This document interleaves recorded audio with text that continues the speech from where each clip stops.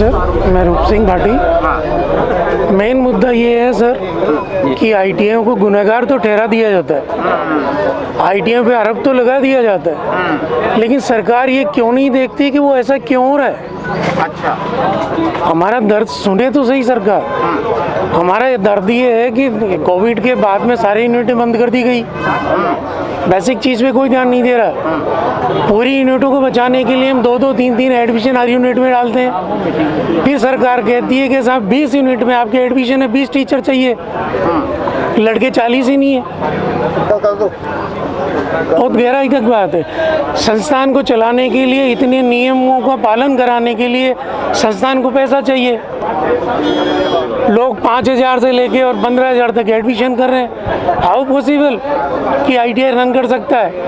एक LKG UKG के बच्चे का 35,000 महीने के में कम में एडमिशन नहीं होता है, तो एक आईटीआई 5-10,000 में कैसे रन कर सकती है? इसलिए हमारा मेन मुद्दा है कि सेंट्रलाइज एडमिशन हो, कंप्लीट फीस एडमिशन के समय सरकार जमा कर ले। एसआईडी पोर्टल पर जब ट्रांसफ़र हो जाए नाम, उस समय संस्थान को फीस रिफंड कर ले। आईटीआई को संचालित करके एक बार देखे तो सही। और सरकार ये मानती है कि हम गलत हैं, तो हम 1 साल के लिए पूरे आईटीआई वाले उनको चाबी सौंपने को तैयार हैं। आप सर चाबी सौंपने के लिए? हाँ सर, वो अपने स्तर पर आईटीआई को रन करे। राजनीतिक शब्द तो नहीं है? नहीं सर, नहीं।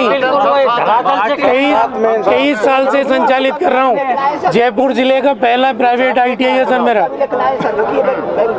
हम चाबियां सौंपने को तैयार हैं। लेके आए सरकार 1 साल अपने हिसाब से उसको संचालित करे, अपने नियम लागू करे, खुद इंस्ट्रक्टर रखे, खुद ही पैसा रखे, न उनसे किराया लेंगे ना 1 रुपया लेंगे।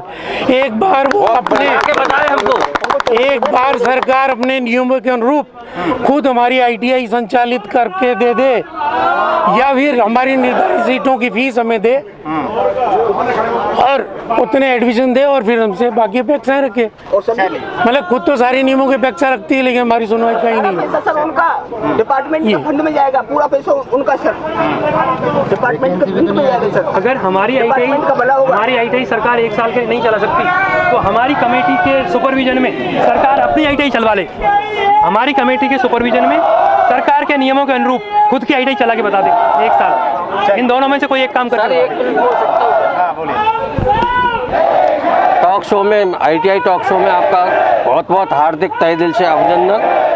मैं आपसे एक निवेदन करना चाहता हूं, और एक आप कहेंगे कि राजनीतिक मुद्दे पर बात नहीं करें, लेकिन मैं राजस्थान सरकार को ये कहना चाहता हूं कि जिस प्रकार से हमने मेहनत करके 2005 में मैंने आईटीआई प्लेसमेंट की है, और जिस तरह से बिल्डिंग बनाई है, जिस तरह से नॉर्म से बिल्डिंग बनाई है, राजस्थान सरकार का कोई भी डायरेक्टर और मंत्री जाकर के नहीं देखा है। डीजीटी के डायरेक्टर ने कॉलेजों का इंस्पेक्शन किया है, और जब हमको डीजीटी ने मान्यता दी है और हम फुल नॉर्म्स में हैं, लेकिन अब गुणवत्ता की बात करते हैं। गुणवत्ता हम देंगे, हम चाबी देंगे, वो अपने नॉर्म्सों से एक बार चला करके तो बताए। जब हमारे पास में आर्थिक स्थिति सुदृढ़ नहीं है, तो हम नॉर्म्स के अनुसार कैसे इंस्ट्रक्शन रख सकते हैं? बच्चे योग्यता की बातें करते हैं, बच्चों को सारे अधिकार दे दिए हैं, प्रवेश पत्र निकाल लो, मार्कशीट निकाल लो, वो हमारे आईटीआई वालों से पूछते ही नहीं है। इसलिए मैं सरकार को पूरी तरह, बहुत अच्छी तरह से कह देना चाहता हूं कि सरकार यदि इन आईटीआई कॉलेजों को राजस्थान में 1 साल चला के बता दे, केवल इन संचालकों की हिम्मत है और इनका मनोबल है जो इस आईटीआई को चला रहे हैं। मैं स्वयं कह रहा हूं कि मैंने मेरी आर्थिक स्थिति को आईटीआईओ पर दांव पर लगा करके इस कॉलेज को दिया है, और मेरे बच्चों कम से कम 300 बच्चे ऐसे जो रेलवे में और बिजली विभाग में 2005 से, क्योंकि उस समय जगह निकलती थी, उस समय 8-8 घंटे वर्कशॉप में काम होता था, मैंने देखा है। और अब वो गुणवत्ता की बात करते हैं। थोड़ा सा टाइम का लिमिटेशन है हमारे। धन्यवाद सर। दर्द एक प्राइवेट आईटीआई के बाबूजी एक रह गया हमारे सीनियर। पूरे राजस्थान के के सबसे सीनियर और हमारे लीगल एडवाइजर हमारे गुरु हैं जो मानो सर लेकिन नाम बता के। आप समझिए बड़े अधिकारियों को जब मैं भेजूंगा ना तो आधी चीज सुनेंगे आधी चीज नहीं सुनेंगे। हाँ ठीक है। इसलिए आप आधा मैं मिनट श्योर दे- हाँ आधा मिनट में मैं सत्य प्रकाश नहीं शुरू करेंगे भाई। जूम मीटिंग में बुला लूंगा। सर सुनो इंस्पेक्शन करने हाँ, से- सुनो, एक एक करके भाई। एक मिनट हाँ, हाँ। पता नहीं था साहब ये इंडियन बुक है या क्या है वो है नहीं सर इनका नंबर दे। वेतन वितरण नहीं सर उसको वो बता रहे हाँ थे। जी, मैं सत्य प्रकाश नवाल 2004 से ITI संचालित कर रहा हूँ और मैं प्रोफेशनल इंजीनियर हूँ। MGM इंजीनियरिंग कॉलेज 87 से सिविल इंजीनियरिंग पास आउट किए और साथ में मेरे 2-3 साथी डायरेक्टर बन चुके हैं और वर्तमान में भी मेरे साथी अभी डायरेक्टर हैं। और मैं ये समझता हूँ जब ITI हेलो मैंने सारे फेज देखे हैं। ITI की 2012 तक ऐसी ITI चली थी जो हर आदमी को नौकरी लगती थी और एक टीचिंग भी बढ़िया होती थी, प्रशिक्षण भी बढ़िया होता था। लेकिन राज्य सरकार ने कभी भी DGT के निर्देश माने नहीं गए और हमारी ITI मतलब बेतहाशा वृद्धि होती गई और फीस न तो कभी वृद्धि की जो उन्होंने जो भी निर्देश दिए उनको कभी भी लागू नहीं किया।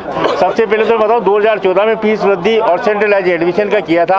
हम 2018 से इसमें लगातार BEd और STC की तर्ज में एडमिशन में लगे हुए हैं, परंतु आज तक मतलब सरकार ने ध्यान नहीं दिया गया और दलालों की एक प्रवृत्ति बढ़ती गई और स्कॉलरशिप को बढ़ावा दिया गया मतलब पूरी तरह से और ITI को पूरी तरह से खत्म कर दिया गया। मैं एक ही समस्या है 2018 से मैं ये कह रहा हूँ पूरी तरह से फीस सरकार केंद्रीकृत खाते में ले। यदि आप मापदंड सबके NCPT के हैं तो क्यों न एक नॉर्मेटिव फीस जो एक उन्होंने डिसाइड की है वो मिनिमम है तो वो उस पर केंद्रीकृत खाते में जमा करा के और सब उसकी प्रेस प्रतिक्रिया लागू करें।